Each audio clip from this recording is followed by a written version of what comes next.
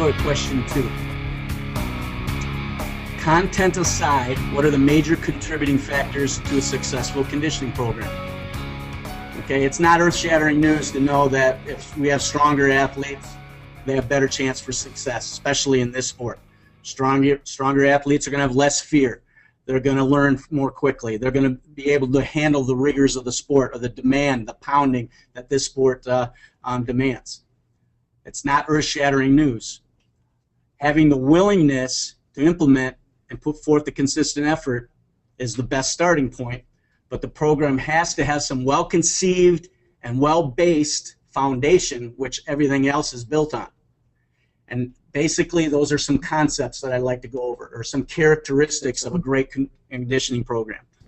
First, if you want to take your program to the next level, you need to raise your expectations. That's a very, very simple statement, but it's hard to do. Okay? Things that used to be acceptable, bent legs, poor shapes, lack of effort, incomplete elements, should not be acceptable. Raise your standards, raise your expectations. Okay? I always like to tell our staff to put the ER words on the end of things.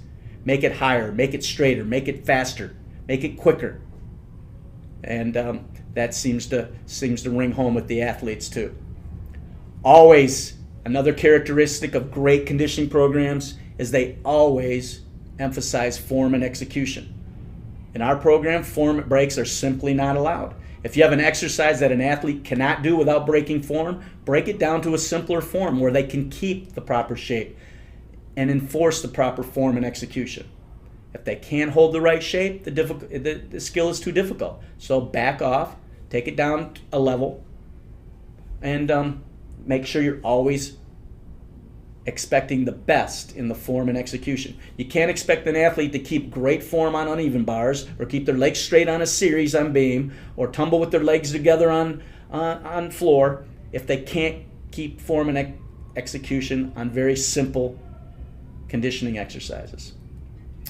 Another characteristic is to remember conditioning through a full range of motion.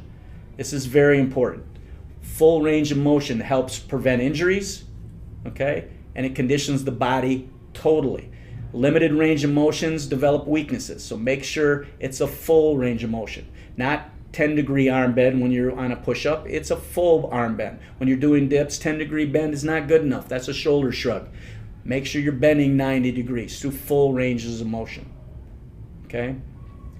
Coaches, you're not going to get results by simply pounding these ideas down their head. You have to encourage, you have to compliment, you have to inspire, but above all else, you have to demand maximum effort. You can't let athletes get away with giving you less than you know they can give you. And this is a tough position for a coach to have. It makes you the bad cop in the gym sometimes. Well, that's your job sometimes. You have to be the guy that makes kids do what they're supposed to do. Wouldn't it be nice if they all gave us 100% effort all the time? That would be wonderful, but that's not reality. So it's your job to demand maximum effort. Another concept or another characteristic of a good conditioning program is the idea of explosive lifting and controlled lowering. Okay? You use this through all your exercises. Very explosive. Gymnastics is an explosive sport. So on the up phase of all the conditioning elements, on a push-up, it's explosive up, control on the way down. On a jump, it's explode off the ground, control the landing action. Okay? This helps develop quality conditioning. The eccentric contraction, or the slow lowering contraction of muscles, is the best way to develop strength, but it also helps get the athlete ready for real gymnastics, that controlled landing or controlled lowering action, and the explosiveness that we need when we're doing skills to get off the ground or get off the bar or get off the balance beam. Another important aspect is enforcing proper shapes at all times. Know your gymnastic shapes. Know which ones are very, very important for skill development. The tight arches, the hollows, the rounded backs, tight core, the hips under and butt tight. Okay? If they can't handle a certain shape, like I said earlier, if they can't do a hollow rock with their knees straight or a complete hollow rotation, let them bend their knees and get to an easier position, and make sure that they're getting the core positions done correctly. Enforce proper shapes at all times.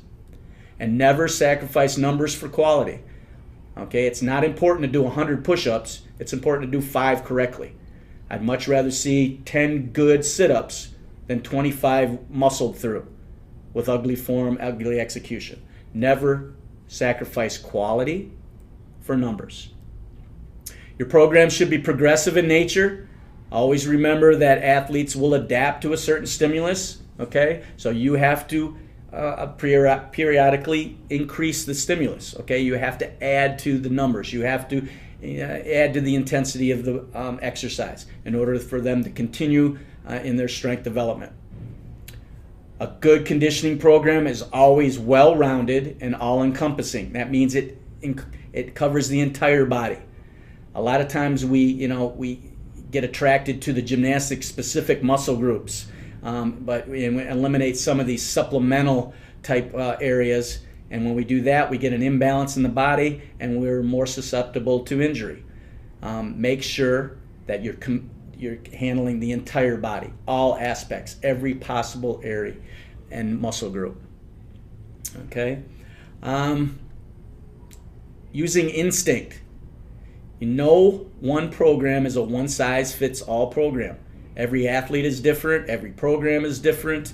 Every situation in the gyms are different. Coaches' expectations are a little different.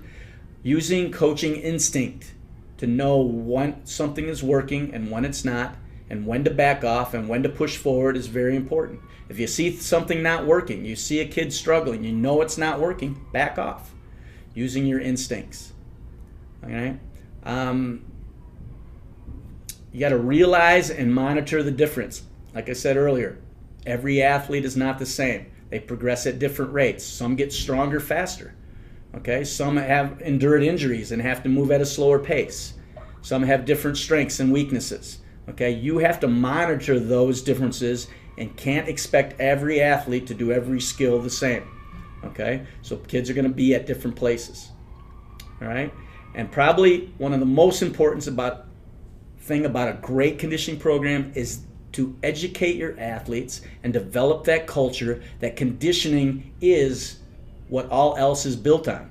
You can't do high-level gymnastic skills. You can't get great scores in gymnastics without being strong. You just can't do it. You can be more efficient in training. You can have all the knowledge in the world, but you can't do this sport unless you're strong. So if you educate your kids on that and make conditioning a priority and develop a culture in your gym where conditioning is important, you'll get the benefits that you need. Hi folks, John Geddert here. I hope you got some great value from this video. I've got a few more Q&A videos I'd like to share with you, and you can grab those right now by simply clicking on the link below. Go ahead, click on the link below in the description box so that you can get your hands on these excellent Q&A videos to help you set up your gymnastics program for success. Now, I've answered questions from coaches like you from all around the world who are struggling to put in place a conditioning program that works. So go ahead, click on the link below to get the next set of videos in this gymnastics conditioning.